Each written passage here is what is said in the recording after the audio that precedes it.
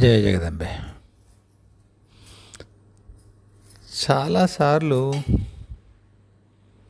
సాధకులకి అందరికీ అనుభవ విషయమే అనుకుంటాను. ఒక ప్రశ్న మనస్సులో మెదులుతూ ఉంటుంది. దానికి విచిత్రంగా ఒక్కొక్కసారి అసంబద్ధంగా అంటే ఇన్కంపాటబుల్, సౌండింగ్ లిటిల్ అబ్సర్డ్ అనుకోవచ్చు.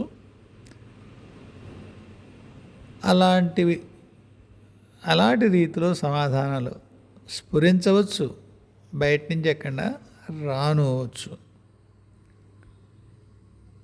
మీకు చాలాసార్లు నేను అన్నాను, ఇంత పూర్వం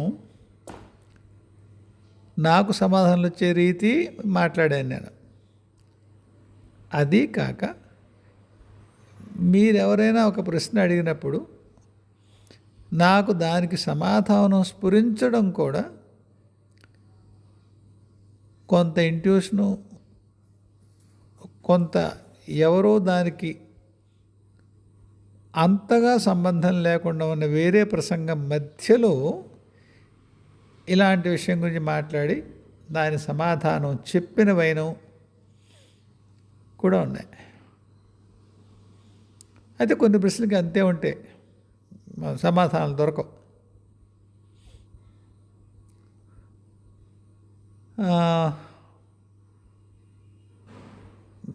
అమ్మ నేను మాట్లాడుతున్న మధ్యలో ఒక్కొక్కసారి చాలా గ్యాప్ ఉండిపోతుంది, తర్వాత వాక్యం దొరక్క.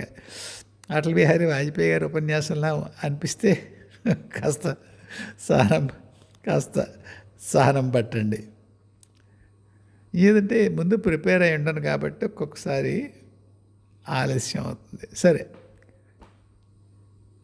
2021 టైంలో అమ్మ ఇంక జపాలు అవి చాలేరా, కొన్నాళ్ళు పోయి పూజ చాలేరా, చండీ పాఠం చాలేరా, చేసే పని ఏం లేదు. ఏం చేస్తాను, టీవీ కూడా గట్టిగా చూసేందుకే, వినడానికే ఉండదు ఎక్కువసేపు. సరే, గొడవ పెట్టాను, ఏం చేయకుండా ఏం చేస్తాను, నువ్వు కళ్ళు ఇవ్వలేదు, నువ్వు ఏదో పని చెప్తా అన్నావు, అది చెప్పలేదు, తెలిసి చెప్పలేదు. పైన ఏమన్నా కింద నా శరీరాన్ని పుచ్చుకుని ఇది ఉండడం వల్లే పైన పని జరుగుతుందా? నమో నారాయణ, తెలియదు నాకు. సరే, ఇలా ఉంది కదా, ఏం చేస్తానమ్మా, పూజ చేయకుండా, పారాయణ చేయకుండా, జపం చేయకుండా ఏం చేయనమ్మా? సరే, జపం చేస్తే నాకు ఇచ్చేసేది, ఇంత పూర్వం నీకే ఇచ్చాను అనుకుని సరే బాబు అన్నాను. ఏమో అప్పుడే ఎలా ఇచ్చాను, ఇప్పుడు ఎలా ఇచ్చానో మరి తెలియదుగా. సరే, ఇందులో భాగంగా ఒక్కసారి మహర్షి అన్నారు, నీకు పూజ మానేయాలి నాన్న అని. మీరు అమ్మకి చెప్పి నా కళ్ళు ఇప్పించి తాతగారు నాకు ఏదో ఎస్కేప్ రూట్ ఇవ్వండి, ఇలా కూర్చొని ఏం చేయను అన్నాను. మానసిక జపం చెయ్యి అన్నారు.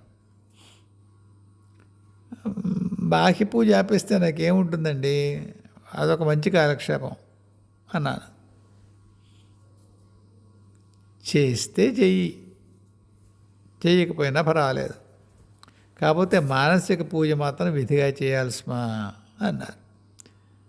సరే, ఫలానా సమయంలో మానసిక పూజ చేస్తాను అనుకున్నాను, చేస్తున్నాను. ఫలానా ఎందుకంటే పెద్ద విషయం కాదు, అది వివరించక్కర్లేదు. వెంటనే బోల్డ్ ప్రశ్నలు వస్తాయి, అప్పుడు చేయొచ్చా, ఏ నియమాలు పాటించాలి, ఇదంతా ఉంటుంది. అంచేత ఆ మజిలీకి వచ్చాక అప్పుడు ఆ ప్రశ్న వచ్చినా పర్వాలేదు, లేకపోతే కేవలము కుతూహలం కదా, ఉపయోగం లేదు. సరే, ఇందులో భాగంగా పాదయోహ పాద్యం పరికల్పయామి నమః అంటాం అనుకోండి. నీళ్ళు పోస్తూ ఉంటాం.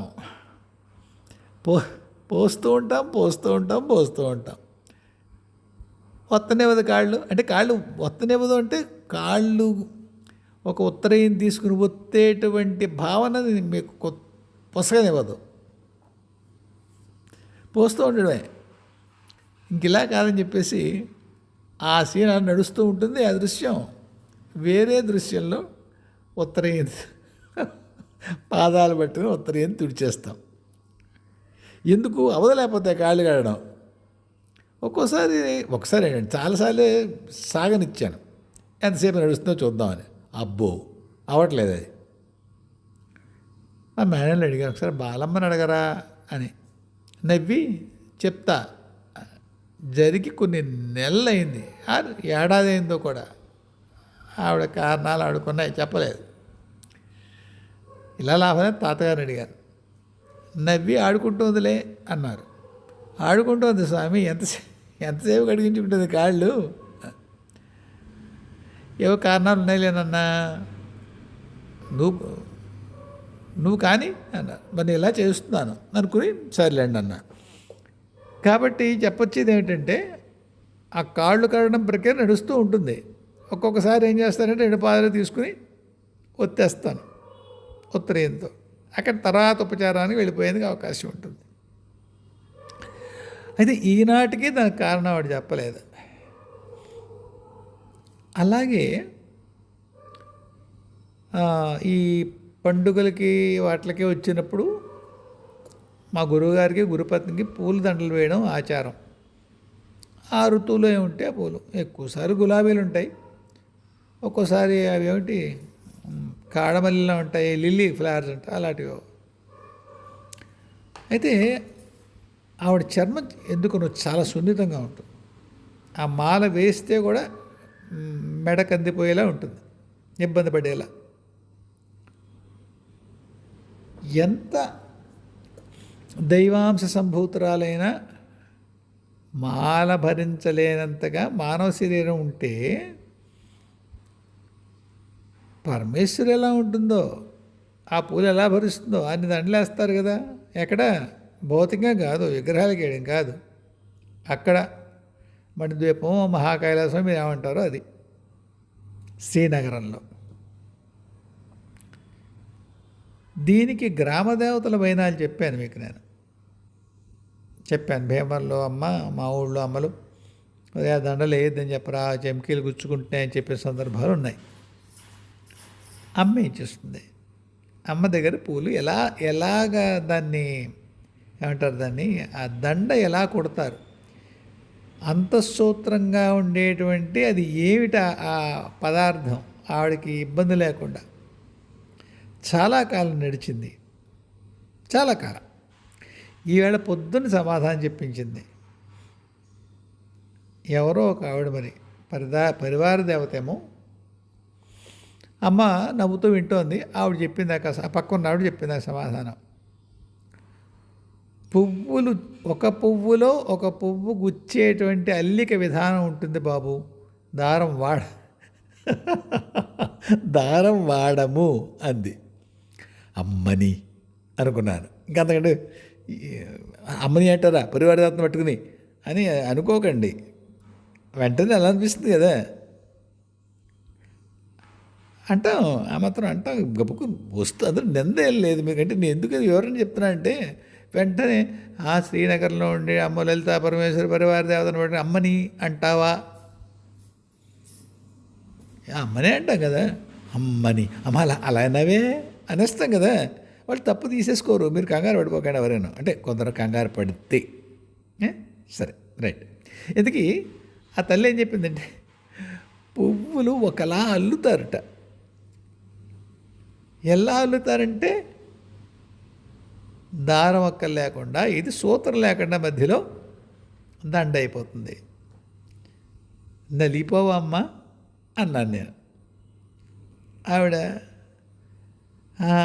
అలా ఎందుకు నవ్వు వస్తుందంటే, సాధ్యమా అని. అలా నలగకుండా అల్లడే కదా నాయన నేర్పు. ఆ నేర్పు ఇక్కడ మన వాళ్ళకి చాలామందికే ఉంటుంది అందావిడ. అప్పుడు నాకు ఈ సినిమా మన కథల్లో ఒకటి భారతాలు ఒకటి పెట్ట కదా, ఆవిడ సైరంధ్రి, ఆవిడకి రకరకాల పువ్వుల మాలలు అల్లడం వచ్చు అంటే ఇలాగే ఉంటాయి ఏమిటో. మొత్తానికి కొన్ని మాలలు చూపించింది ఆవిడ. ఇంతంత మాలలు వేస్తే బరువు ఉండదా అన్నాను నేను. దానికి అమ్మే కావాలి సమాధానం చెప్పింది. అవి తేలికపరుచుకుంటే నాన్న అని. మీకు అర్థమవుతుంది కండి. సిద్ధులు ఉంటాం కదా, అణిమ, లక్ష్మ, గరిమ, ఇలా ఒక శ్లోకం ఉంది, నాకు గుర్తు రావట్లేదు. అణిమ, గరిమ, లక్ష్మ, ప్రాప్తి, ప్రాకామ్యం, ఈశత్వం, వశత్వం అనుకుంటాను. ఇంకా అలా 8 వచ్చాయా? సరే, మొత్తంగా ఇందులో ఈ ఈ అణిమ అనేది బాగా తేలిగ్గా అయిపోయేలా ఉంటుంది. ఆ పూలు మరి దేవతా పుష్పాలు కాబట్టి వాటికి అది ఉంటుందేమిటో ఆ కళ. లేదా ఈ శైరంధులు ఎవరైతే పరమేశ్వరికి మాలలు గుచ్చుతారో వాళ్ళకి ఆ కళ ఉంటుందేమో, వాళ్ళు దాన్ని ఆపాదిస్తే. మీకు వెంటనే రామాయణంలో ఎవరు వాళ్ళు, నలనీళ్ళ వాళ్ళు రాళ్ళు పైకి తేలేటువంటి అదేదో వాళ్ళ దగ్గర విద్య ఉంటుంది ఎప్పుడు వారధి కట్టేటప్పుడు. అలా వీళ్ళు పూలమాలలు అల్లేటప్పుడు అవి అమ్మ మెడలో వేసినప్పుడు అంత తేలిగ్గా ఉండేట్టుగా అయితే చేస్తారేమో. ఎందుకంటే నేను ఎప్పుడు చూసిన అమ్మ మాలలు తేలిగ్గానే అనిపిస్తాయి. ఇవి అంటే అమ్మ బాబు ఎంత బరువు అనిపించదు, కానీ పెద్ద పెద్ద మాలలు ఉంటాయి, పెద్ద పెద్ద మాలలు ఉంటాయి ఆవిడ మెడలో వేసేవి, అవి తేలిగ్గా ఉంటాయి అనుకుంటా. అదేవిధంగా పాదాలకు కూడా ఎన్ని రకాల ఆభరణాలు పెడతారు. ఒక్కసారి అడిగాను నేను, అమ్మ గుచ్చుకోబెట్టే ఎన్ని డిజైన్లు ఉంటాయి వాటికి, ఎన్ని డిజైన్లు. ఆవిడ పాదాల చిన్నపిల్లల పాదాలు ఉంటాయే 6 నెలలు వచ్చే వరకు కూడా ఒకలాంటి ఎరుపు ఉంటుంది ఆ పాదాల్లో. వాళ్ళు కొద్దిగా నడుస్తున్నప్పుడు కూడా మనకి ఆ రక్తం చిందుతున్నట్టుగా ఆ మడవలు అవి తెలుస్తాయి. అలా ఒక్కసారి ఒక అమ్మాయికి చూశాను నేను, ఒక ఉత్తరాది అమ్మాయి. When I was about 20 years. ఆ అమ్మాయి రైల్వే స్టేషన్లో చూశాను నేను. మిగతా నేను శరీరం గురించి పట్టించుకోలేదు, కానీ పాదాలు మరీ గులాబీ రేకుల్లో ఉన్నాయి. దీని దుంపదగా ఎంత ఉన్నాయి పాదాలు అనుకున్న పాదాలే చూశాను నేను. ఆ అమ్మాయి నడుస్తుంటే అడుగు తీసి అడుగు వేస్తుంటే, అడుగు వేసినప్పుడు ఎర్రగా అవుతుంది మడం, అడుగు ఎత్తినప్పుడు ఆ ఎరుపు తగ్గుతుంది. అమ్మని ఎంత సుకుమారంగా ఉంటాయి పాదాలు అనుకున్నాను నేను. నిజంగా ఒక మనిషి, నేను ఇంతవరకు నా 65 ఏళ్ళ జీవితంలో నేను చూసిన ఆడవాళ్ళు అలాంటి పాదం ఉన్న అమ్మాయి ఒక్క అమ్మాయి నార్త్ ఇండియన్ ఎవరో, అది ఇప్పుడు మొహాది పెద్ద గుర్తులేదు. రైల్వే స్టేషన్లో చూశాను ఒక అమ్మాయిని. సరే, అమ్మవారి పాదాలు ఎప్పుడూ అలా ఉంటాయి. 6 నెలల పసిపాపల పాదాలు ఎలా ఉంటాయో ఆవిడ పాదాలు ఎలా ఉంటాయి. కాబట్టి ఇన్ని ఆభరణాలు పెట్టుకుంటే ఎలా, పాదాలకి ఎన్ని ఉంటాయో. అసలు కదలడానికి ఎలా కుదురుతుంది అనుకుంటాను, కానీ బాగా నడుస్తుంది ఆవిడ, ఇబ్బంది లేకుండా నడుస్తుంది. నడుస్తుంటే ఎప్పుడు చూసేవరా, కూర్చుండగా చూస్తావు? కాదండి, అంతఃపురంలో నడుస్తుందిగా, ఆ పీటికి మీదకి వచ్చి కూర్చోదేమిటి, అప్పుడు నడుస్తుందిగా. లేదు, ఎవరితోటో మాట్లాడుతూ నడుస్తూ ఉంటుంది, మనకేదో పని పడి పెడతాం అన్నప్పుడు ఆఫీస్ రూమ్లో కలుస్తామా? లేదు కదా, ఎక్కడో కలుస్తాం కదా. మొత్తానికి అప్పుడు ఒకసారి అడిగాను, అమ్మ పడిపోవమ్మా అవి అన్నీ ఉన్నాయమ్మా గుచ్చుకోవే అని. అప్పుడు అలాగే చెప్పింది, తేలిగ్గా ఉంటే నాన్న, అయినా ఇక్కడ పడవరా ఏవి అంది. ఇక్కడ ఏవి పడవు. మీకు అర్థమైందండి, గురుత్వాకర్షణ తప్పదు, కుదరదు, అక్కడ పడదంటే పడదు, పీరియడ్. మాల బరువుగా ఉండదు. ఇన్ని గాజులు వేసుకునే చేతుల్లో పట్టు, మృణాల మృదోర్లత ఆవిడ పేరు కదా. కలవతోళ్ళలాంటి లతల చేతుల లతలట. ఎన్ని 2 పోలికలు, మృణాలం, కలవతోడు, లత, దోర్లత, చేతులు అనేటువంటి, భుజాలు అనేటువంటి లత, అలాంటి చేతులు కలిగి అంత సుకుమారంగా ఉంటే మరి గాజులు అవి అన్ని ఆభరణాలు వేసుకుంటే బరువుగా ఉండవు. మీకు శ్రీరామ పట్టాభిషేకంలో కావాలి, రావణాసురుడైనా కొద్దిగా మెల్లగా మందంగా వీచుగా అంటాడు గాలిని. ఆయన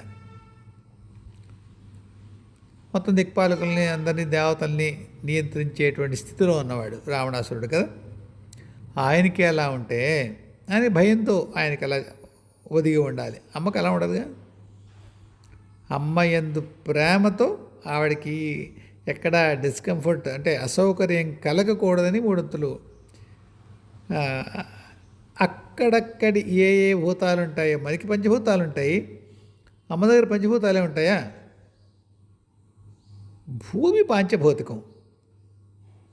మరి మిగతా లోకాలు ఎలా ఉంటాయి మనకేం తెలుసు ఎన్ని భూతాలు ఉంటాయో? తన్మాత్రలు కూడా మన ఇక్కడ పంచతన్మాత్రలు అక్కడేమి ఉంటాయో, ప్రాణాలు ఇక్కడ పంచప్రాణాలు అక్కడే ఉంటాయో తెలియదు మనకి. అన్ని విషయాలు ఇక్కడ త్రిపుటిలో నడుస్తాయి. అక్కడంటే ఎక్కడ? భూమి కాకుండా మిగతా లోకాలు. ప్రస్తుతానికి అమ్మ గురించి మాట్లాడుకుంటున్నామంటే అమ్మలోకాలు. సరే, మొత్తానికి ఆభరణాలు కింద పడవు అంటే భూమి ఆకర్షణ అనేది లేదా? మరి నడుస్తుందిగా అమ్మ అంటే ఎంతవరకు ఉండొచ్చో అంతవరకు ఉంటుందన్నమాట. అండ్ అయిపోయింది ఇక్కడికి. ఇలా కొన్ని కొన్ని మన ప్రశ్నలకి ఏనాడుకో సమాధానం ఒక్కొక్కసారి వెంటనే వచ్చేస్తాయి. అడిగిన వెంటనే సద్యస్ఫురణ అనుకోండి, కాసేపు స్ఫురింపజేస్తారు. లేదు ఒక్కసారి కనిపిస్తే చెప్తారు దానికే. అందులో భాగంగా చిరకాలంగా నన్ను వేధిస్తున్నా అనే పదం వాడరాదేమో, తరచు నాకు మెదులుతూ ఉంటుంది ఆ ప్రశ్న. ఎప్పుడైనా ఏనాడైనా ఒకనాటికి ఎప్పుడప్పుడు జరగాల్సిందే.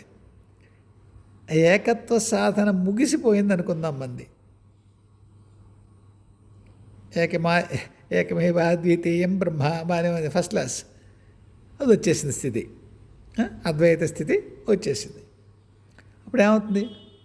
ఉన్నది ఒక్కటే వస్తువు, మనమే అని తెలుస్తుంది. భయం ఏదు, ఇంకేమీ ఉండదు, మన ఒక్కడే ఉంటా అనేటువంటి స్థితి భయం వేస్తుందా వేయదా? ఇలా భయం వేసి అద్వైత సాధనలో కొంత దాన్ని కళ్ళెం ఆపివేసి పట్టుకుంటారు కొందరు సాధకులను విన్నాను, చదివాను. నేను చెప్పగలుగుతున్నానా నా బాధ మీకు? అద్వైత సాధన, ఏకత్వ సాధన మీరు ఏమన్నారు దాన్ని?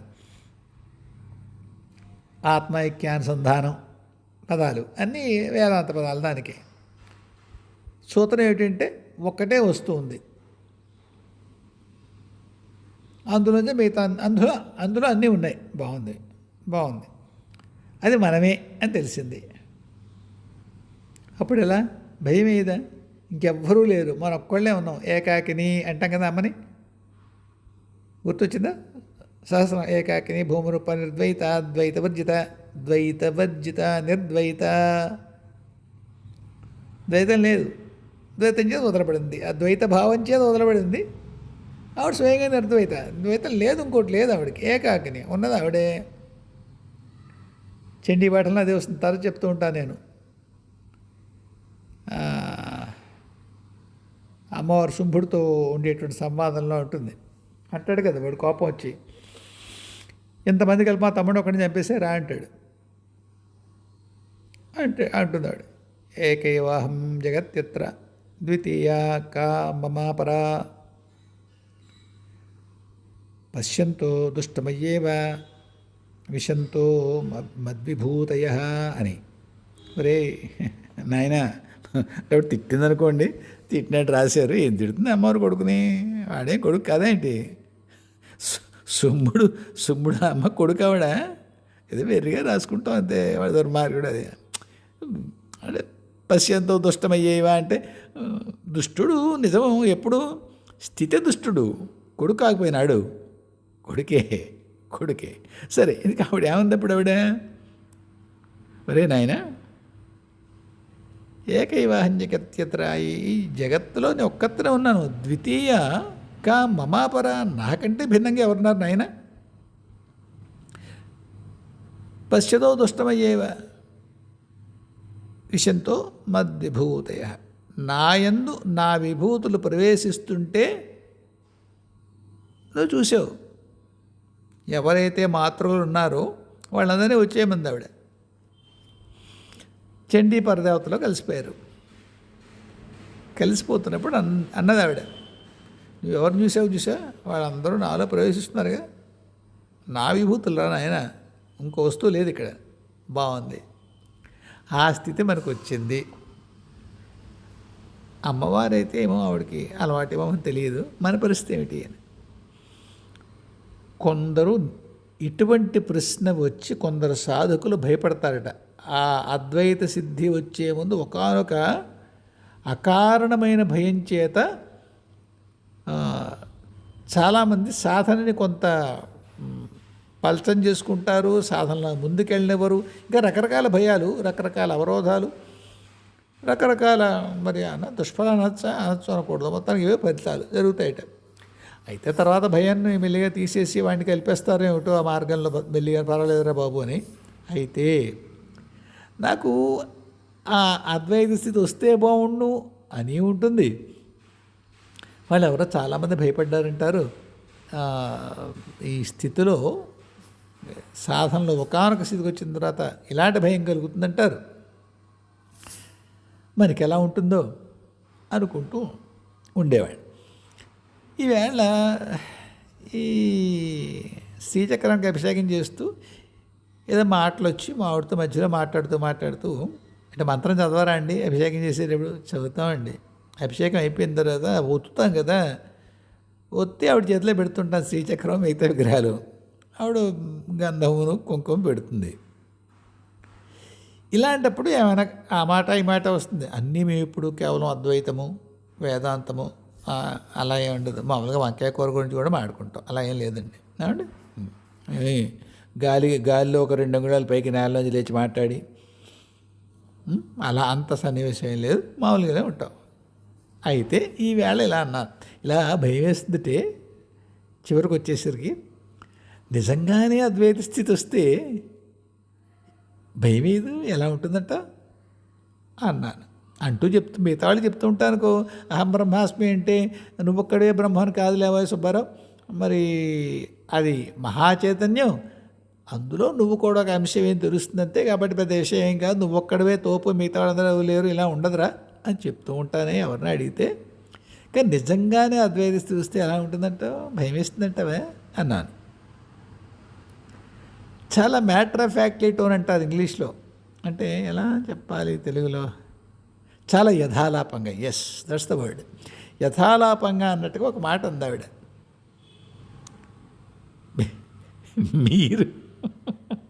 మీరు మొట్టమొదటిసారి అద్వైత స్థితికి వెళ్తున్నారేమో,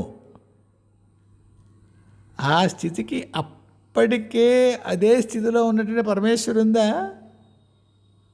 ఇంతకుముందు 1000 మంది అద్వైత స్థితిని పొందారా? పొందిన వాళ్ళందరూ ఏమయ్యారు? ఆ పరమేశ్వరి స్థితిలో తమ చూసుకుంటారు, అంతే కదా. అప్పటికే ఆ స్థితిలో ఉన్న వాళ్ళకి ఏ భయం లేదు కదా.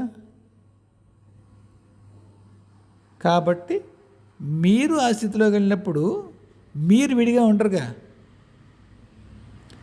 ఇప్పుడు ఉన్న మీరు భయపడుతున్నారు, అద్వైత స్థితి వస్తే ఎలా ఉంటుందో, ఇంకేమీ లేకుండా ఒక్కళ్ళే ఉంటే బాగుంటుందా, మరి దిక్కుమాలి అదేమిటి అలా ఉంటుంది, ఏమిటో విచిత్రంగా ఉంటుంది, ఏమిటో బాగుంటుందంటావా? ఇది ఎవరు భయపడుతున్నారు? ఇంకా కాంట్రాస్ట్, ద్వంద్వత్వంలో ఉన్న మీరు భయపడుతున్నారు. అద్వైత స్థితి ఈశ్వరికే ఉంది, అందులో స్వయంగా పరమేశ్వరి స్థితి అద్వైత స్థితి. దాన్ని ఉపలబ్ధిగా పొందినటువంటి, ఆ స్థితిని పొందినటువంటి, అద్వైత సిద్ధి సాధించిన వాళ్ళు ఎవరైతే ఉన్నారో వాళ్ళెవరో భయపడుతున్నట్టుగా మనం వెళ్ళలేదు.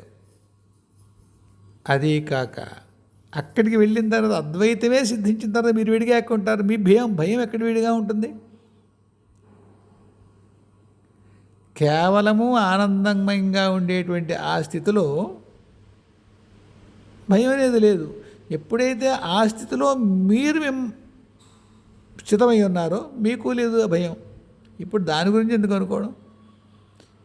ఏ స్థితిలో భయం ఉండదో ఆ స్థితిలోకి పెడుతూ అక్కడ భయం ఉంటుందేమో అనుకోవడం వెరుతాను కదూ.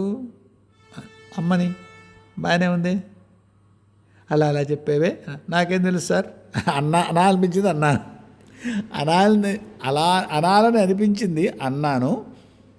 నేను కూడా ఇప్పుడే వింటున్నాను అలా ఉంటుందా అని. ఇప్పుడేమంటావు? నాకేం తెలియట్లేదు, నాకేం వినిపించవు, నాకేం కనిపించవు అంటావు కదా. అయిందా? ఏమోనండి వేళ వచ్చింది అలా తెలిసింది అంతే. అలా అనిపించింది నాకు. ఇంతకుముందు అలాంటి సమాధానం నాకు తెలియదు. కాబట్టి సమాధానం వచ్చిందా? పరమాద్భుతమైన సమాధానం వచ్చింది. ఆవిడ పుస్తకాలు ఏం చదువు, వేదాంతాల పుస్తకాలు. నా కోరిక సాయం చేయడమే, జపం చేసుకుంటుంది. పరమేశ్వరి ఎంతటి అనుగ్రహం చూపించింది. నా ప్రశ్నకి ఆవిడ ద్వారా సమాధానం చెప్పింది. ఒకటి అంతఃస్ఫురణగా ఇవ్వచ్చు, నాకు ఇవ్వచ్చు, అనేకం ఇచ్చింది గతంలో. ఈ మాట ఆవిడ ఎందుకు మాధ్యమంగా చేసుకుంది? ఎక్కడైనా నాకేమైనా 2, 3 పైన కొమ్ములు ఏమైనా ఉండుంటాయేమో, అలాంటివి ఏమైనా ఉంటే వాటిని సర్దడానికి కావచ్చు. ఆవిడలో ఉండే భావన, ఆయనకైతే అందరూ కనిపిస్తారు, మాట్లాడతారు, పక్కనే ఉన్న నాకు ఊరికే ఎప్పుడైనా అప్పుడప్పుడు దర్శనాలు తప్పిస్తే అంత తరచు దర్శనాలు ఉండవు, అంత తరచుగా మాట్లాడాలు ఉండవు అనే భావన ఆవిడని తొలగించడానికి కావచ్చు. ఎందుకంటే అతి ముఖ్యమైన ఎన్నో సంవత్సరాల నుంచి ఉన్న ప్రశ్న అది. నేను చదివాను కూడా. అలాంటి ఇబ్బందులు పడతారు సాధకులు. కొంత సాధన బాగా ముందుకు వెళ్ళి దాదాపుగా అద్వైత స్థితికి వచ్చేటువంటి మలుపులో ఇలాంటి భయాలు ఉంటాయని నేను విన్నాను. మాస్టర్ సివి గారి ఛానల్లో కూడా ఎక్కడో ఎవరో, ఆయన పేరు బుజ్జో ఎవరో అనుకుంటాను, ఒక ఆయన ఎవరో, ఆయన ఒకసారి అన్నారు, ఆయన ఎవరు మన ఏకే గారు బంధువు ఎవరానేమో, బుజ్జి అంటున్నారు వాళ్ళు. నాకు కళ్ళు ఇబ్బంది కనుక గుర్తుపట్టాను ఆ వ్యక్తిని. ఆయన ఏదంటూ ఆయనేనో లేకపోతే ఇంకో పేరు ఉంటుంది, ఆయన పేరు గుర్తులేదు. ఎవరితోటి ఆ సివివి గారి ఛానల్లో ఎవరితో మాట్లాడుతున్నారంటే, ఆయన పేరేంటంటే బాబు, మాచర్ల ఆయన రామకోట రెడ్డి గారితో మాట్లాడుతుంటే ఏదో వచ్చిందనుకుంటాను ఇటువంటి టాపిక్. ఆయన అన్నారు, కొందరు సాధకులకి, సీనియర్ సాధకులకి అద్వైత సిద్ధముందు ఇలాంటి భయాలు వస్తూ ఉంటాయట అని. ఓహో, ఇలాంటి భయాలు మిగతా వాళ్ళు కూడా ఉంటాయా అనుకున్నాను నేను. అయితే ఈవేళ మా ఆవిడ ద్వారా అమ్మ ఆ సందేహ నివృత్తి, ఆ భయాన్ని తొలగించడం రెండూ చేసింది. కాబట్టి కష్టాలు ఎలా ఉన్నా, మనస్సు లొంగకపోయినా, చుట్టుపక్కల పరిస్థితులు సాధనకి సానుకూలంగా ఉన్నా లేకపోయినా, కుటుంబం కానివ్వండి, మీ ఆఫీస్ పరిస్థితులు కానివ్వండి, ఒక్కటే బండగా ఇంక వేరే దారి. ఈ పది చాలాసార్లు చెప్పాను ఇదే పదా, మళ్ళీ చెప్తున్నాను. ఎందుకంటే మళ్ళీ నాకు ప్రశ్నలు వేస్తూనే ఉంటారు. నా ఆఫీసులో బాగోలేదు పరిస్థితి, చెప్పాను చేయాలి, ఫలానా జపం మొదలుపెట్టి మానేశాను, మళ్ళీ మొదలుపెట్టినా. అందువల్ల మళ్ళీ చెప్పాల్సి వస్తుంది. జపం చేయండి, సాధన చేసుకోండి, అమ్మనో అయ్యనో ఎవరి పాదాలు పట్టుకున్నారో వాళ్ళని పట్టుకోండి, చెదరకుండా పట్టుకోండి. సమాధానాలు వస్తాయి, చక్కగా వస్తాయి. సరే, ఇంకొక ప్రశ్న ఎవరిదో చూద్దాం.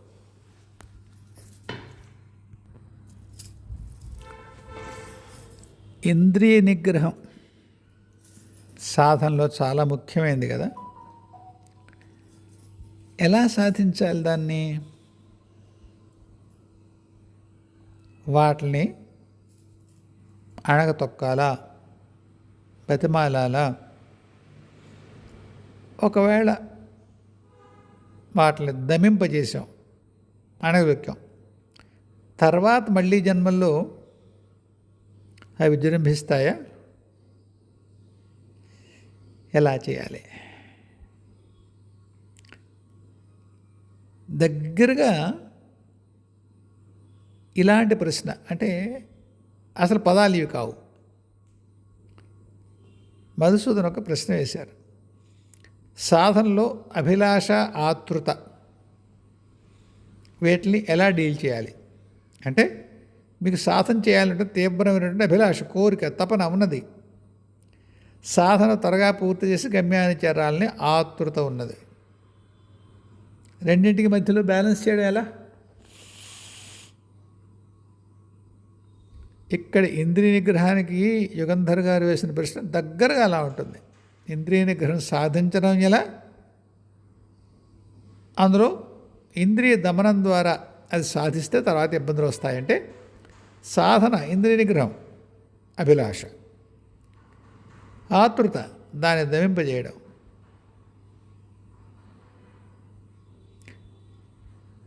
నేను ఆయన ఎవరో మీకు ఓషోలా అనిపిస్తే అది మీరు నన్ను అపార్థం చేసుకున్నట్టు లెక్క. అసలు ఓషోనే అపార్థం చేసుకున్నారు. ఆయన అన్ని ఉపన్యాసాలు వినకుండా సెలెక్టివ్గా కొన్ని విని విశృంఖలత్వానికి, ముఖ్యంగా శారీరక వాంఛల విశృంఖలత్వానికి ఆయన ఉపన్యాసాలను ప్రోధి చేసి అని ఓకే సరే అలా అనుకున్నారు.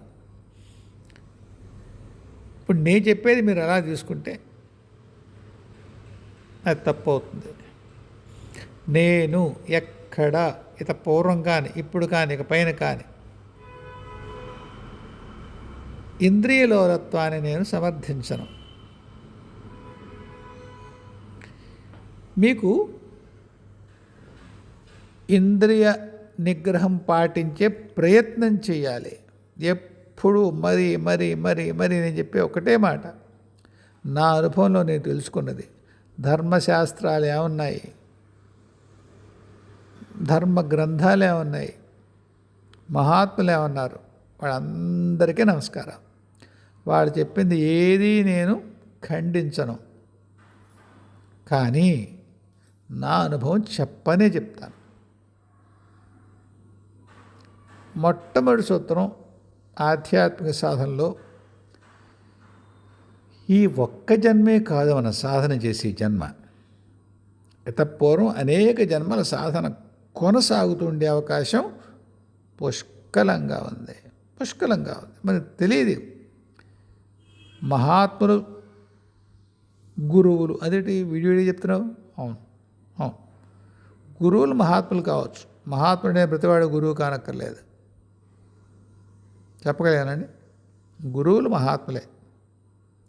ఎవరు సమర్థమైన గురువులు ప్రతి వాడు మనం మామూలుగా అంటే ఎవరిని చింకించపరచట్లేదు. ఏమైనా పురాణం చెప్పారనుకోండి, గురువుగారు అంటాం. ఇంటికి తద్దినం పెట్టడానికో సత్యనారాయణ చేయించడానికి ఎవరినో ఒక ఆయన వచ్చారనుకోండి, ఒక ఆయన బ్రాహ్మణ ఆయన్ని గురువుగారు అంటాం. గుళ్ళో పూజారు ఉంటారు, ఆయన్ని గురువుగారు అంటాం. ఎవరో వేదికెక్కి ఓ దండేసుకుని ఉపన్యాసం చెప్తూ ఉంటారు, ఆయన్ని గురువుగారు అంటాం. అంత సులువు కాదండి బాబా, గురువుగారిని పదం అంత సులువుగా వాడకూడదు. ఆ గురువుకి బాధ్యతలు తెలియాలి, సమర్థత ఉండాలి. కాబట్టి అంత వదులుగా పదం వాడేటువంటి పరిస్థితి కాదు. సరే, వెనక్కి వచ్చేస్తే కథలో నిజంగానే గురువులైన వాళ్ళు మహాత్ములు అవుతారు. మహాత్ములందరూ గురువులు కాదు. అంటే వాళ్ళు గురుత్వ బాధ్యత తీసుకోరు. కాబట్టి వాళ్ళ అనుభవాలు ఆడుకుంటాయి. వాళ్ళందరికీ నమస్కారం. వాళ్ళు చెప్పుంటారు ఇంద్రియ నిగ్రహం పాటించాలి, ఇలా చేయాలి. ఆ అష్టాంగ యోగంలో ఉంటుంది కదా, ఏదో శమం దమం ఇంకో చాలా ఉంటాయి. అన్నిటికీ నమస్కారం. ఎంతోమంది ఇంద్రియ నిగ్రహం సాధించడం కోసం శరీరాన్ని హింస పెట్టిన వైనం కూడా ఉంది. పేరు చెప్తే కోపాలు వస్తాయి కనుక ఈ సరిగే గ్రంథాల్లో ఉన్నా నేను ఇప్పుడు కోట్ చేయట్లేదు. ఒక మహాత్ముడు ఇసుకలో కూర్చునేవాడు, కాలే ఇసుకలో కూర్చునేవాట. మూలాధారం కాలిపోయేలా. మరి చిన్న వయస్సు, మహా అందగాడు.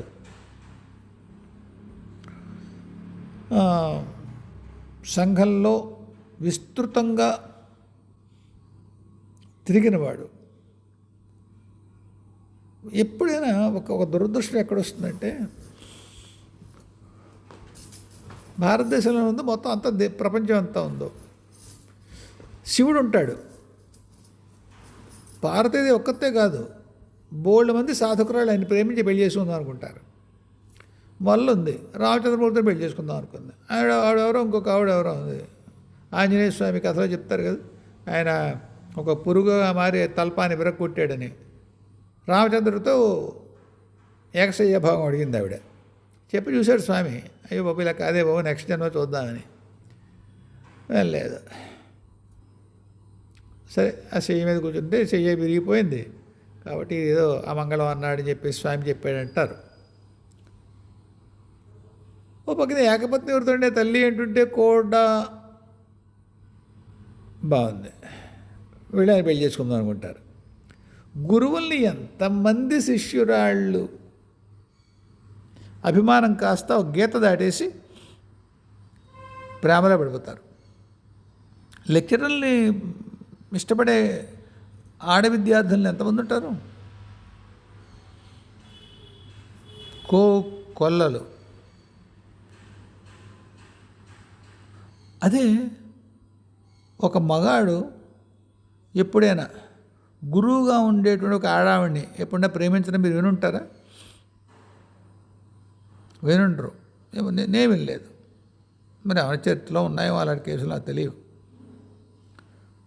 ఎవడన్నా అమ్మవారు బాగుంది నేను పెళ్లి చేసుకుంటాడు వాడు చచ్చేడే. మా బంగారు వెళ్ళి ఒక్క సోలంతో ఒక్క పోడి పడుస్తుంది. అది మహిషుడు కావచ్చు, రావణుడు కావచ్చు, సైంధవుడు కావచ్చు, ఎవడన్నా కావచ్చు. అమ్మ రూపాన్ని ఎవడన్నా వెళ్ళి నువ్వు చాలా బాగున్నా నేను పెళ్లి చేసుకుంటానంటే ఆవిడికి ఎవరైతే డిజిగ్నేటెడ్ భర్త ఉన్నాడో, రాముడో, కృష్ణుడో, శివుడో, మరో ఆయన వరకు అక్కర్లేదు, ఈ తల్లే వేసేస్తుంది వాళ్ళే. అదే శివుడో విష్ణువో ఎవరిని వచ్చి అడిగారు అనుకోండి, పువ్వులు దండకట్టి హఠాత్తుగా నువ్వే నా నాదుడు ఉంటుంది ఆవిడ, ఎవరో ఒక ఆవిడ. ఈయన కూడా మరి ఏమిటో అర్థం పెళ్లి చేసుకుంటాడు. తర్వాత తెలుస్తారు లక్ష్మీదేవి మనిషి అని. బాగానే ఉంది. కానీ ఎక్కడ ఒక ఏమంటారు, ఈ దేశంలో ఒక అదృష్టమేమో ఒక విధంగా అమ్మవారి రూపాలను ఎవరు అలా ఆ దృష్టితో చూడరు. చెప్పానుగా, త్రిమూర్తులు అయ్యేది ప్రేమించవచ్చు.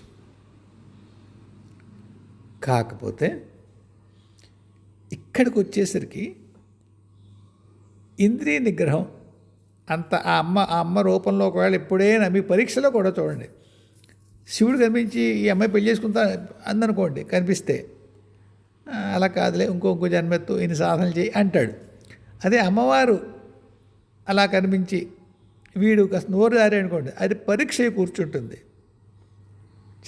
చెప్పాను కదా, బాల చేస్తే జపం పలానా రూపంలో వస్తే అయిపోతుంది, ఉప్పమ్ముకోవాలి, అంచేత ఒళ్ళు దగ్గర పెట్టుకోవాలి.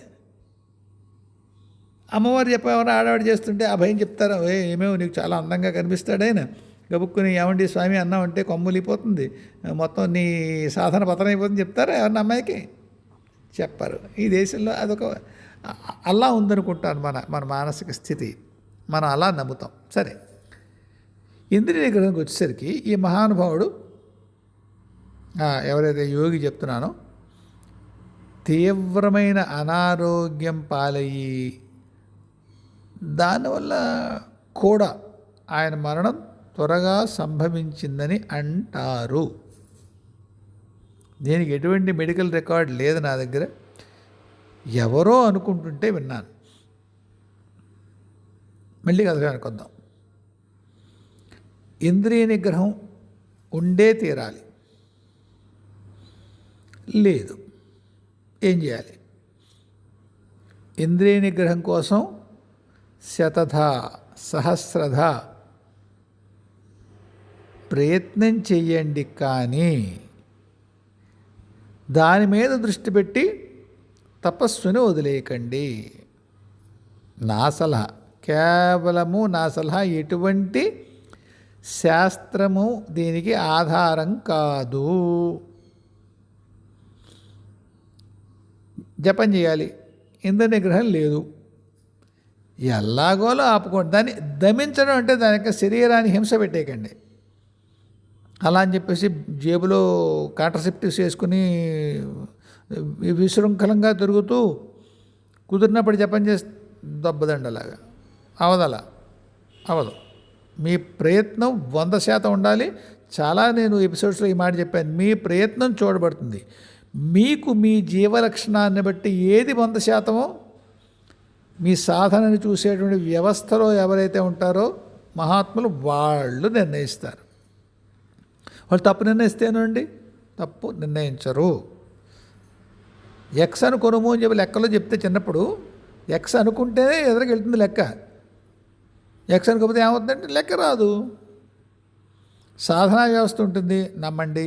సాధనా వ్యవస్థలో మహాత్ములు ఉంటారు, నమ్మండి. వాళ్ళు నిష్పక్షపాతులై మన ప్రయత్నాల్ని వాళ్ళు గమనిస్తారు, చూస్తారు, అంచనా వేస్తారు, సహాయం చేస్తారు. నమ్మాలి. కాబట్టి వాళ్ళు మన ప్రయత్నం చూస్తారు. మన జీవ లక్షణాలు, మన జీవన ప్రణాళి, దీన్ని బట్టి ఎంత ప్రయత్నం 100 ప్రయత్నంగా తీసుకోవచ్చో 100% ప్రయత్నంగా అంత చూస్తారు. అక్కడ ఒక మాట అయింది కదా, మీరేం చేయాలి? ప్రయత్నం చేయాలి. సమాంతరంగా మీరు జపము, ధ్యానము, మీరు ఏ మార్గంలో ఉన్నారో, యోగము ఏదైనా కానివ్వండి, ఏదో ఒక మార్గం ఉంటుంది. ఆ మార్గంలో కూడా ఎక్కడా మీ దృష్టి చెదరకుండా, మీ ప్రయత్నం మానకుండా, మీ చుట్టూ ఉన్న వాతావరణం లోపల బయట ఎలా ఉన్నా సాధన మానకుండా ఉండండి. జపం చేస్తున్నారు, పిచ్చి ఆలోచనలు వస్తున్నాయి, మానకండి. ఉండనివ్వండి ఆలోచనలు, జపం చేసుకోండి. ఇంకో పూజ చేస్తున్నారు, పూజ చేస్తుంటే ఇంకేదో దిక్కుమాల ఆలోచన వచ్చింది, పూజ మానేసి ఆ దిక్కుమాల ఆలోచన సాకారం చేయకండి. పూజ చేసేయండి, పూజ పూర్తి చేయండి. ఏది విధివత్తుగా చేయాలో అది విధివత్తుగా చేసేసేయండి. మనసు యథాశాలు ఇస్తుంది, వేయనివ్వండి సార్, వేయనివ్వండి.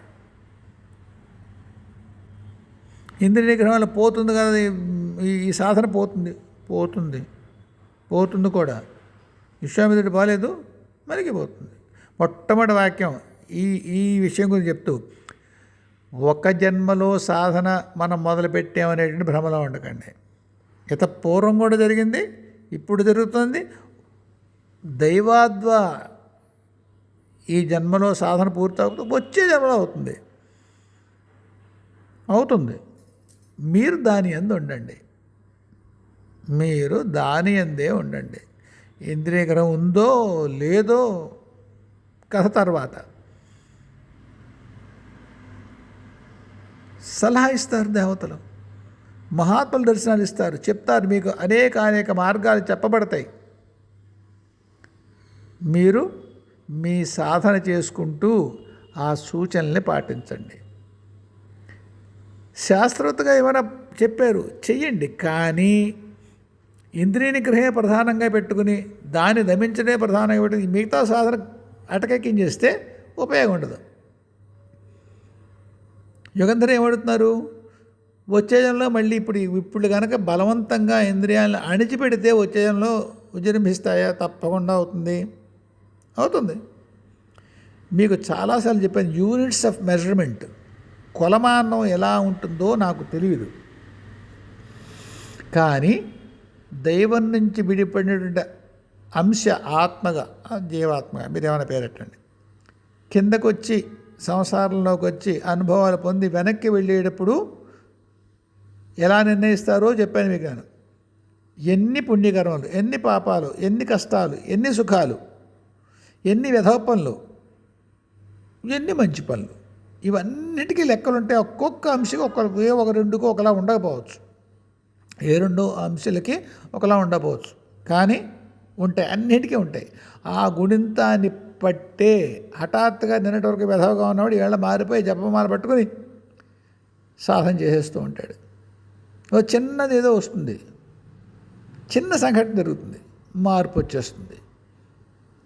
ఆశ్చర్యపోతూ ఉంటారు జనం. నిన్నటి వరకు స్కూల్కి వెళ్ళాడు, అల్లరిగా ఉన్నాడు, హఠాత్తుగా ఈవేళ మారిపోయాడు అంటారు.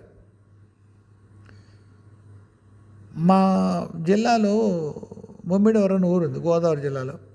బాలయోగి అని ఒక అతను దోళ్ళు కాచుకునేవాడట. ఆయన నాగయ్య గారి సినిమా ఏదో చూశాడు, మరి ఏముంది, రామదాస్ చూశాడో మరొకటి చూశాడు, ఏం చూశాడో చూసి వేమన చూశాడు. ఆ సినిమా చూసి చెట్టు కింద కూర్చున్నాడు, అయిపోయింది, కిస్సగతం, యోగి అయిపోయాడు. ఎటువంటి ఫార్మల్ అంటే సంప్రదాయ పద్ధతిలో ఎటువంటి బోధన పొందలేదు, దీక్ష తీసుకోలేదు, ఏమీ లేదు. పాపం పాలేరు, దోళ్ళ కాపరి. ఇప్పుడు దోళ్ళ కాపరి, ఇంత పూర్వం కాదేమో కదా. ఇంతకుముందు ఏ మహాసాధకుడు. నేను చెప్పాను మీకు, మా మా మా స్నేహితుడు పని మనిషి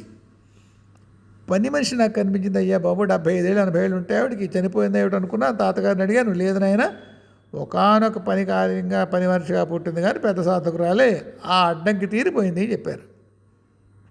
ఇలాంటి ఉదాహరణ గుర్తు చేసుకోండి. కాబట్టి ఇంద్రియ నిగ్రహం కనుక బలవంతంగా సాధిస్తే సాధన, మిగతా సాధన మానేసి, అంటే ఏమిటి, మీరు గమ్యాన్ని వదిలిపెట్టి మార్గాన్ని ఎక్కువ పట్టుకున్నారు. మార్గశుద్ధి ఉండాలి, నిజమే. ఆ మార్గాన్నే మీరు తారు రోడ్డు లేదు కాబట్టి ప్రయాణించేది, ముందు తారు రోడ్డు వేసుకుంటూ కూర్చున్నారు అనుకోండి, కాళ్ళలో ముళ్ళు గుచ్చుకుంటాయా, కంకాలు గుచ్చుకుంటాయా, నడవయ్యా బాబు, ముందు మార్గం సరిచేద్దామని చెప్పేసి అక్కడ తారు రోడ్డు వేసుకుంటే అయిపోదా జన్మ. నువ్వు కంకర్ రోడ్డు మీదే నడిచి వెళ్ళాలని సాధన రాసుంది. అప్పుడు నువ్వు వేసుకున్న తారు రోడ్డు వచ్చేలో పోతుంది, మళ్ళీ కంకరే నీకు. ఎంతోమంది ఇంద్రియాలను దమింపజేసి వచ్చేజంలో ఇబ్బంది పడ్డవాళ్ళు ఉన్నారు. చెప్పాను, ఈ ఉదాహరణ కూడా చెప్పాను మీకు. కిందటి జన్మలో ఆడదాన్ని ముట్టుకోకూడదు అనుకుని ఓ మహాత్ముడు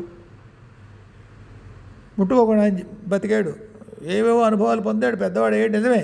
కానీ ఆ అనుభవం ఆయన పొందవలసి ఉంది. ఆ జీవ ప్రయాణంలో అనుభవం పొందాల్సింది. వచ్చే జన్మలో 2 భార్యలు వచ్చారు ఆయనకి. ఏం చెప్తారు, మళ్ళీ ఓ భార్యతో గొడవ, ఏదో లావాదేవీలు, 2వ భార్య ఉంది మొత్తానికి. ఎలా చెప్తాం మనం? డబ్బులు వద్దనుకున్న వాడికి వచ్చే జన్మలో ఆ డబ్బులతోటే పని పడింది. డబ్బులు తప్పు, డబ్బులు ముట్టుకోవాల్సిన విషయం కాదు, అది లోభానికి కారణం అవుతుంది అనుకుని డబ్బుని నిరసించాడు. మీరు ఒక్కడే గుర్తుపెట్టుకోండి, ఇంద్రియాలని నిరసించకండి, కామక్రోధాల్ని నిరసించకండి. అరిషడ్వర్గాలు పేరు బాగానే ఉంది, అంత అరిషడ్వర్గం అయితే పరమేశ్వరుడు ఎందుకు పెట్టింది ఇక్కడ? మీరు మీ సాధన, అంటే మీరెవరో తెలుసుకుందుకు అమ్మ నుంచి విడి కిందకు వచ్చి, అమ్మ అయ్యో కిందకు వచ్చి సంసారంలో పడి అనుభవాలు పొంది వెనక్కి వెళ్ళాలి. సంసారంలో అనుభవాలు పొందాలంటే మీకు అరిషడ్వర్గం ఉంటేనే మీరు అనుభవం సాధిస్తారు. కామం లేకపోతే ఏం చేస్తారు? క్రోధం లేకపోతే ఏం చేస్తారు? లోభం, మోహం, మదం, మాత్సర్యం ఇవి లేకపోతే ఏం చేస్తారు? ఇక్కడికి వచ్చి మీరు ఉన్న పరిస్థితే, పరమాత్మ స్థితే, ఆది నుంచి అంతవరకు ఉంటే మీరు వచ్చి చేసింది ఏమిట? మీరు రంగు వేసుకోరు, మొహానికి ఏమి బొట్లెట్టుకోరు, ఏమి చేయరు, డ్రెస్ మార్చుకోరు, నాటకం వేస్తారండి. నాటకం వేసినప్పుడు ఆ పాత్ర ఏం చేస్తుందో చెయ్యాలి. అప్పుడు కదా ఆ నాటకం రక్తం కట్టేది. మీరు మామూలుగానే పంచి లాల్చీ వేసుకొని వచ్చి మీరు అక్కడేమో ఒక హిప్పీ పాత్ర పోషించాలంటే ఎలా కుదురుతుంది? కుదరదు. పిచ్చి బట్టలు వేసుకోవాల్సిందే. నిరసించకండి. అరిషడ్వర్గం నిజమే. అరిషడ్వర్గం దేనికి అరిషడ్వర్గం? మీరు మీ ప్రయాణంలో, మీ సంసారంలో మీరు ఎంత ములగాలో ములిగి అనుభవాలు పొందిన తర్వాత వెనక్కి వెళ్ళేటప్పుడు అరిషడ్వర్గం అది, ముందు అరిషడ్వర్గం కాదు. మహాత్ములైన వాళ్ళు కూడా వేదిక మీద చెప్పకపోయినా ఆంతరిక బోధనలు ఇవే చేస్తారు. మీకు నేను చెప్పాను పేరు, అప్పుడు పేరు చెప్పలేదు, ఇప్పుడు పేరు చెప్తే బాగుండదు. విశాఖపట్నంలో ఒక మహానుభావుడి దగ్గరికి వెళ్ళాను, ఆశ్రమంలో. ఆయన దగ్గరికి వెళ్ళడం కుదరలేదు, అంటే మామూలుగా మాట్లాడాను. తర్వాత ఆయన కలవడం కుదరలేదు. ఇలాగ కామక్రోధాలు దాటడం ఎలా, అది ఇది చెప్పుకుంటూ అడిగాను. దానికి మీకు నా ఎపిసోడ్ మీద వింటే తెలుస్తుంది అని చెప్పాడు. అది వాటంతటా అవి రాలుతాయి, నీ సాధన నువ్వు చేసుకో. దాన్ని సాధించడమే ఒక జీవితం వ్యర్థం చేసేసుకోకరా నాయనా అని చెప్పారు ఆయన. అరిషడ్వర్గాన్ని దాటడం కోసం మీరు కొన్ని జన్మలు దాని మీకు తగలేస్తారా? దైవం సహాయం అడగండి, మహాత్ముల సహాయం అడగండి. మీకు రామకృష్ణ పరమహంస కథ చెప్పాను నేను. అందులో ఒక క్షుద్ర దేవత ఎవరినో ఆవేశించింది. ఈయన దైవాదు అక్కడ ఉన్నారు, ఈయన పరమహంస. అప్పటికా పరమహంస అవ్వలేదు, గదాసురుడుగా ఉన్నాడు. ఇంట్లో వాళ్ళు గదాయ్ అని పిలిచేవారట ఆయన్ని. ఆ క్షుద్రదేవత కూడా అంతే ముద్దుగా పిలిచింది ఆయన్ని, గదాయ్. పచ్చివక్కన వదులుతున్నావు నాయన. పచ్చివక్క కామప్రేరకం. ఆత్మిక సాధన చేదలుచుకున్న వాడికి కామం అడ్డొస్తుంది ఆయన. పచ్చివక్క మానే. క్షుద్రదేవత చెప్పింది, అయ్యా మీ సాధన యందు అటువంటి శుద్ధి ఉంటే, మీ లక్ష్య శుద్ధి అంత ఉంటే, క్షుద్రదేవతలు ఏమయ్యా స్వామి దెయ్యాలు చెప్తాయి, దెయ్యాలు వేదాలు వల్లించరు అంటారు కదా, వల్లిస్తాయి. ఎందుకు వల్లించవు? మీ శుద్ధి అలాంటిది. మీకు ప్రకృతిలో ఎక్కడి నుంచో ఒక సమాధానం రావాలి. పరమేశ్వరుడు ఇస్తుంది మీకు సమాధానం. దెయ్యం చెప్పిందో దేవత చెప్పిందో మీకెందుకు? మంచి మాట చెప్పినట్టు వినడమే శకతం. కాబట్టి అభిలాష ఉండాలి. మధుసూదన్ గారి పదం వాడుతున్నాను, ఆయన ప్రశ్నలో పదం. అభిలాష ఉండాలి సాధన, ఆతృత ఉండకూడదు. దానికి ఎంత టైం పడుతుందో అంత టైం పడుతుంది. ఈ మాట కూడా ఉదాహరణకు ఎదురుకోసారి చెప్పాను. ఒక private equity investor, US investor అతను. ఆ ప్రాసెస్ నడుస్తోంది, డ్యూ డిలిజెన్స్ ప్రాసెస్ చాలా కాలం పడుతోంది. నేను అడిగాను, how long would that take అని. It would take as much as it would take అన్నాడు ఆయన. ఎంతకాలం పడుతుంది? ఎంతకాలం పడుతుందో అంతకాలం పడుతుంది అన్నాడు ఆయన. How long would it take? It would take as long as it would take. కాబట్టి ఎంతకాలం మీరు సాధన చేస్తే మీ లక్ష్యాన్ని చేరతారు, ఎంతకాలం చెయ్యాలని ఉన్నదో అంతకాలం చేస్తారు. మీరు ముందు దొల్లేద్దామని ఆతృత పడి హింస పెట్టేసుకొని మిమ్మల్ని మీరు వద్దండి. కానే కాదు, పద్ధతి కాదు అది. ఇంద్రియాలకి ఏం కావాలో ఇవ్వండి, ఎంత ఇవ్వాలో ఇవ్వండి, మీ ప్రయత్నం చేత. ఆ బెంగళూరు ప్రయాణం గడి చెప్పాడు, మనం ముండల ముఠాకూరలం అయిపోయి తిరిగేయచ్చు, మందులు కొట్టచ్చు, బ్యాక్ ఆడుకోవచ్చు, పీకలు నొక్కేయచ్చు, డబ్బులు నొక్కేయచ్చు, ఎవరి మీద ఈర్షపడచ్చు. అయినా కానీ సాధన చేస్తే అయిపోతుందట. లేదండి, నేను అలా అంటలేదు నేను. అవి సాధించడం కోసే జీవితాన్ని వ్యర్థం చేసేసుకోకండి బాబోయ్. జపం చేసుకోండి, లేదా సాధన చేసుకోండి, యోగం చేసుకోండి, ఏం చేసుకుంటారో చేసుకోండి. దాంతోపాటు దీన్ని ప్రయత్నం చేయండి 100%. మళ్ళీ అది చెప్తున్నాను. మహాత్ములు అడగండి, గురువులను అడగండి, మీ ఉపాస్య దైవాలను అడగండి, అమ్మా నాకు సాయం చేయని. మీకు మీ లక్ష్యశుద్ధిని బట్టి మీకు సాయం అందుతుంది. మీరు ఏం చేస్తే మీరు ఆ ఇంద్రియ నిగ్రహాన్ని పొందుతారో ఆ మార్గం మీకు నిర్దేశించబడుతుంది, అది చేదురు. కానీ ఇంద్రియ లంపటలైపోయి సాధన చేయడం కుదురుతుందా? కుదరదు. ఇంద్రియ లంపటత్వం ఉంటే సాధన సాగదు. కానీ ఇంద్రియ లంపటత్వాన్ని మాత్రమే మీ లక్ష్యంగా పెట్టుకుని మీరు సాధన చేస్తే సాధన అటకెక్కిపోతుంది. ఇంద్రియ సాధన మీరేమో ఈ ఆతృతతో గెలిచేద్దామనే ఆతృతతో వెర్రి ప్రయత్నాలు చేసి శరీరాన్ని హింస పెట్టుకుని వచ్చే జన్మలో మళ్ళీ దాన్ని ఆ సుఖాన్ని పొందవలసి వస్తారు, లేదా ఆ గుణాన్ని మీరు భరించవలసి వస్తారు. సాధన అటకెక్కేస్తుంది. చివరాఖరికి అందరూ అక్కడికే పెడతారు, అది వేరే కథ. అందువల్ల జస్ట్ టు కన్క్లూడ్, అభిలాష ఉండనివ్వండి సాధన పట్ల, దైవాన్ని చేరడం పట్ల. అందులో ఆతృత ముమ్మాటికి కుదరదు. అభిలాష ఎంత తీవ్రమైన ఉండనివ్వండి, మరింత తీవ్రం. కానీ అందులో అది ఎక్కడా కూడా ఆతృతగా మారనివ్వకండి. ఇంగ్లీష్ నవల ఒకటి చదివాను.